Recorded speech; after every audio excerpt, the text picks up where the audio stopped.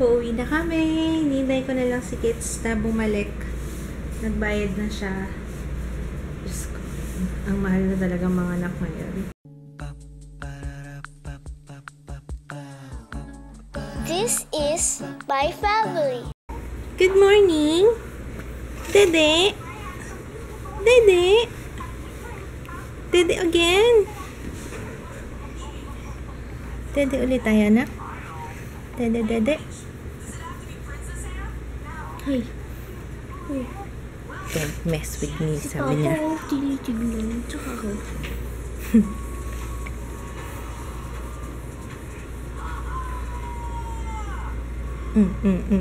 Ganap ng dede. Ay, dede na. Okay. Good morning. Pang ilang araw na ba? Yeah, Monday na ngayon. So, 1, 2, 3, third day? Third or fourth? Fourth na yata dito sa ospital. Hindi ko sure kung makakalabas na kami ngayon. Tingnan ko pa, tatanong ko pa sa OB. Tapos, busy si Ju eh. Buti na lang. Masipag, malakas dumeda si Ju. Kaya, yung ano ko, talagang ngayon, pang ilang araw, talagang engorge yung akin. Marami akong supply. Very good. Yun nga lang, naninilaw si Ju ngayon. Kailangan siyang maarawan. Oh, sige. Oo. Maya-maya daw kasi. Maya-maya may parating na hindi ko alam kung madre or pare. Kahapon kasi madre. May pumupunta dito every morning para communion. Dadasal, tas communion. So, yun. Nakakatuwa naman kasi may ganun sila kahit papano. Playtime lang kami ni Ju. Playtime. I love Ju. I love. Sino love ni Mama? Sino love ni Mama? Sino love ni Mama? Si Ju, baby. Ay, gagalit. Wow, fresh na. Bagong ligo. Akin na. Yakapin ko, nilalamig eh. Papa mo na? Sige. Ako muna. Ano siya ko eh. Terno kayo. Ako muna, no? Sakto sa kanya yung damit. Hindi, sobra siya. Ay, malaki pa rin. Bye! Saan kayo punta? Bye! Magcha-chicks kayo. Bye!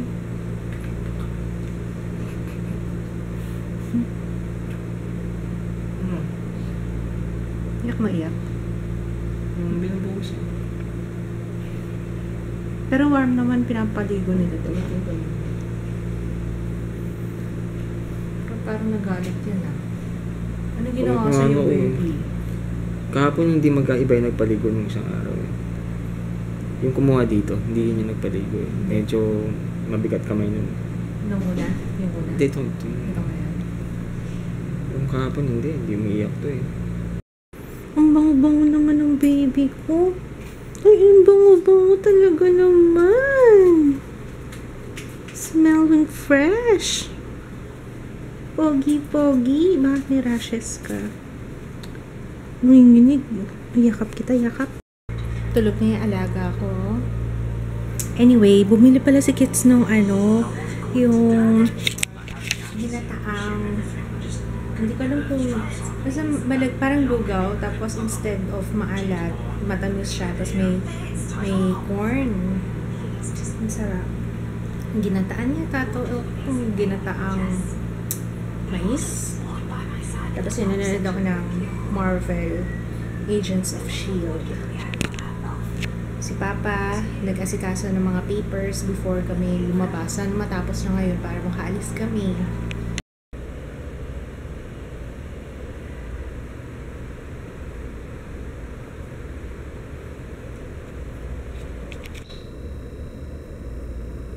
Nag-test na si Ju ng yung hearing test. Repeat test siya sa left, pero sa right okay na. Hindi ko alam kung ano ibig sabihin ng repeat. Sabi naman, hindi naman porket repeat test, ano daw, may problema na sa pandinig. Basta ulitin siya ng, siguro, basta before daw mag 3 months si Drew. Tapos, yun, dumating na rin yung OB ko. Okay na kami for, pwede nang umuwi. Hinihintay ko pa si Kits kasi may kinuha pa siya sa PhilHealth, yung mga inaasikaso pa siya. So, ayun, okay na rin yung birth certificate ni Drew. Ano pa ba, bebe? Gusto ko na umuwi. Ayun, yung OB ko pala nilinis na yung aking, suture. Yung aking stitch. Inano niya na nilinis niya, tapos pinalitan niya ng dressing. Tapos, since wala si Kids, ginawa ko, nirecord ko na lang dito sa camera. Pero wala akong intention ilagay sa vlog. Ever. Hindi ko pa nga tinitingnan kasi gusto ko lang i-record kung paano ginawa para alam ni Papa kung paano gagawin sa akin kasi nga, syempre hindi ko rin siya kayang gawing mag-isa. So, yun! I'm so excited! Gusto ko na umuwi. Gusto ko lang iuwi itong baby ko na to. Shout out pala kay Ana. Dito siya nagtatrabaho sa, medtech siya. Thank you, Ana, sa pagdalaw. Alam niyo nga nung mga nakaraang araw, kahapon ba or nung isang araw? Sabado yata yun. Basta nakakahiya pa nga yung itsura ko kasi nagpapadede ako. Tapos, basta hindi ko na nga maalala yung iba. Pero, may pumunta dito, pinsan ng nurse.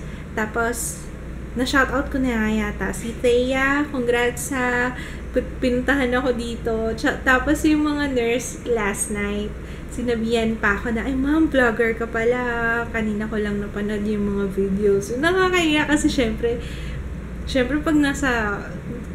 pag imagine niyo na lang itsura ko. Syempre, ang layo ng itsura ko yung nasa video, tsaka yung itsura ko nung naka-confine ngayon dito. Kaya nga sabi ko na, ay, pasensya na kayo sa itsura ko. Kasi syempre, kaka-breastfeed ko pa lang, nakalabas yung balikat ko. Ewan ko, nakalabas pa na tayong dede ko. Nakakahiya. Pero anyway, salamat. Salamat sa pag-approach, pagpunta dito, pagdalaw. Pauwi na kami. Hinintay ko na lang si Kits na bumalik. Nagbayad na siya. Diyos ko. Ang mahal na talaga mga anak ngayon. Ay, nako. Ayoko na lang isipin. Ito na lang tinitingnan ko eh. Sabi ko, okay lang. It's worth it. Diba no? Sumisilip-silip tuloy yung baby kong gwapong-gwapo. Oh. It's worth it.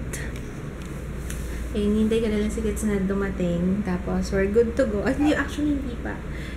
Siya na lang pag-ayusin ko kasi may mga pupulutin. Hindi ako makapagpulot sa baba. Saka bawal ako magbuhat, diba? Kaya, siya na lang yung sa iba. I'm so excited! Wala nung nanganak ako. Hindi pa ako nakakatulog ng maayos. Hindi. Sa bagay, kasi ganun naman talaga.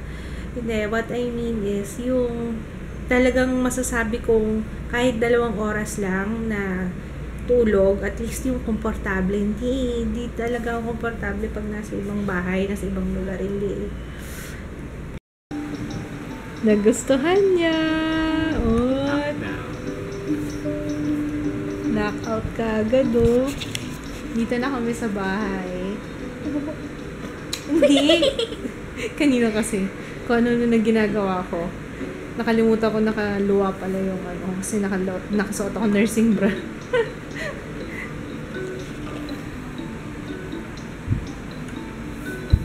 Wow. Solve na naman yung bata. Solve na naman. Nakatulog na ako kahit pa paano. 3 oras. Dapat si Papa nagbantay kay Drew. Kasi nagpa-dede ako pag-gising. Ayun, hinahanap yung phone ko. Tumawag ko yung daddy. Hindi na ata ako ni Jay. Oh my gosh, nakita ko sa taas. Nakita sa taas? Ha? Ha? Oh, maduling-duling yung baby. Gising yung baby ko eh. Sabi ko, so bumuna ako. Bumili si Kits ng shabu-shabu. Ayan. Hindi na kami nakapagluto kanina eh. Kain muna ako, tapos padede ulit. Good morning! Papunta na kami ng Malolos. Susunduin muna namin yung bunso namin, si Jo. Kasi siya yung magdadrive. Kasi actually kasama na niya yung pinsan namin. Tapos yun, go na kami. Dadaan pa kami kay Ate Joyce kasi para isang sasakyan na lang daw.